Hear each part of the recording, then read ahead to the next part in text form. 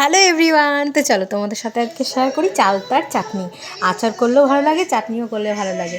তো যাই হোক, এটা রেসিপি অনেক দিন ভাবছিলাম তোমাদের সাথে শেয়ার করব, হচ্ছিল না। তো দেখো ফাইনালি কেটে নুন হলুদ দিয়ে একটু ভিজিয়ে রেখেছিলাম, তারপরে শুকনো খোলায় একটু পাঁচফোড়ন আর লঙ্কা নিয়ে খুব ভালো করে কিন্তু একটু নাড়াচাড়া করে নিয়ে তারপরে সর্ষের তেলটা দেবে। তারপরে কিন্তু চালতাটা দিয়ে খুব ভালো করে একদমই ভাজা ভাজা করে নিতে হবে। আসলে চালটা একটু ল্যাললেরা টাইপের হয়, তো একটু ভালো করে ভেজে নিলে ওটা চলে যাবে। তারপরে সামান্য নুন হলুদ দিয়ে মানে পরিমাণ মতো দেবে, যে যতটা প্রয়োজন সেই হিসাবে দেবে, দিয়ে কিন্তু বেশ খানিকক্ষণ থেকে কিন্তু নাড়াচাড়া করতে হবে।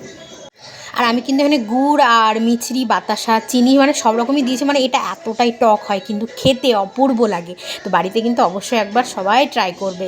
আর জানি অনেকেই পছন্দ করে, আর যারা করে না তারাও করবে।